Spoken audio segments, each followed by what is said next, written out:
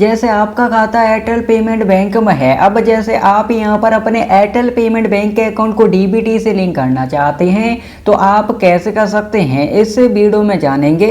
तो जैसे हम यहाँ पर अपने एयरटेल पेमेंट बैंक के अकाउंट को डीबीटी से लिंक कर लेते हैं, उसके बाद जैसे अगर हम यहाँ पर किसी भी गवर्नमेंट स्कीम या फिर जैसे हमारे पास स्कॉलरशिप का पैसा आता है या फिर सब्सिडी का पैसा आता है तो वह उसी अकाउंट में क्रेडिट किया जाता है जो भी बैंक अकाउंट हमारा डीबीटी से लिंक रहता है। तो जैसे आपका खाता एयरटेल पेमेंट बैंक में है, अब जैसे आप यहाँ पर अपने एयरटेल पेमेंट बैंक के अकाउंट को डीबीटी से लिंक करना चाहते हैं तो आप ऑनलाइन घर बैठे कर सकते हैं, आपको कहीं जाने की जरूरत नहीं। तो अब आपको कैसे करना है वह आप इस वीडियो में जानेंगे। ओके, तो सबसे पहले अपने मोबाइल में एयरटेल थैंक्स ऐप को ओपन कर लेंगे।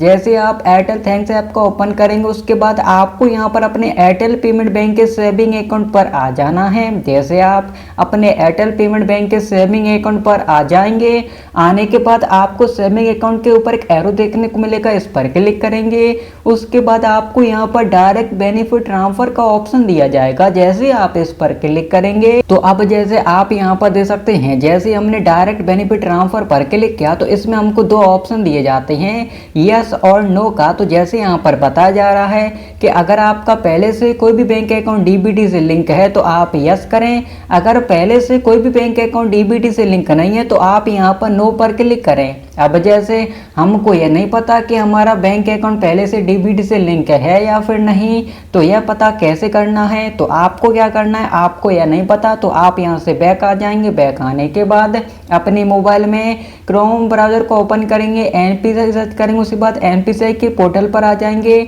उसके बाद थ्री डॉट पर क्लिक करेंगे। थ्री डॉट पर क्लिक करने के बाद आपको यहाँ पर कस्टमर का ऑप्शन दिया जाएगा, उसके बाद भारत आधार सीडिंग का ऑप्शन दिया जाएगा।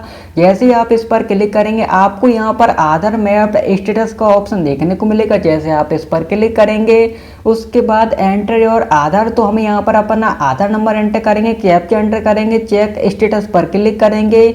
उसके बाद हमारे आधार कार्ड वाले रजिस्टर्ड मोबाइल नंबर पर ओटीपी आता है, ओटीपी एंटर करके करेंगे कन्फर्म। जैसे हमने ओटीपी एंटर करके कन्फर्म किया तो आप यहाँ पर दे सकते हैं, तो अभी आपको यहाँ पर देखने को मिलेगा मैपिंग स्टेटस और यहाँ पर बैंक नेम देखने को मिल जाएगा।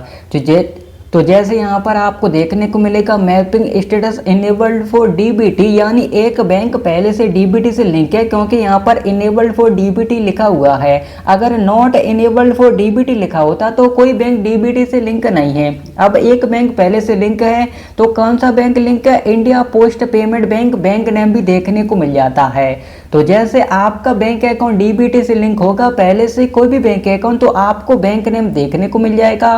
तो जैसे India post payment bank link है। अब जैसे आपको बस इतना पता करना है कि हमारा बैंक पहले से कौन सा डीबीटी से लिंक है। अब जैसे अपने एयरटेल पेमेंट बैंक के अकाउंट को डीबीटी से लिंक करना चाहते हैं तो अब यहाँ पर आपको क्या करना है, आपको यहाँ से बैक आ जाना है, अपने मोबाइल में एयरटेल थैंक्स ऐप को ओपन कर लेना है और यहाँ पर डायरेक्ट बेनिफिट ट्रांसफर वाले ऑप्शन पर आ जाएंगे। आने के बाद अब जैसे यहाँ पर हमको दो ऑप्शन दिए जा रहे थे, यस और नो का। तो जैसे हमारा इंडिया पोस्ट पेमेंट बैंक पहले से डीबीटी से लिंक है, यानी पहले से कोई भी बैंक अकाउंट डीबीटी से लिंक है तो आपको यस करना है, अगर लिंक नहीं है तो नो करना है। तो जैसे हमको यस करना होगा उसके बाद सिलेक्ट वाले ऑप्शन पर क्लिक करेंगे। अब कौन सा बैंक लिंक है, तो जैसे India post payment bank link है, अपने बैंक का नेम हम यहाँ पर सर्च करेंगे, हमारा बैंक आ जाएगा। अपने बैंक को हम यहाँ पर सेलेक्ट कर लेंगे जो बैंक अकाउंट पहले से डीबीटी से लिंक है। तो जैसे India post payment bank select कर लिया है, टर्म एंड कंडीशन को एक्सेप्ट करेंगे, प्रोसीड करेंगे। उसके बाद आपके आधार कार्ड के साथ जो मोबाइल नंबर लिंक है उस पर ओटीपी आएगा, ओटीपी एंटर करके वेरीफाई ओटीपी पर क्लिक करेंगे।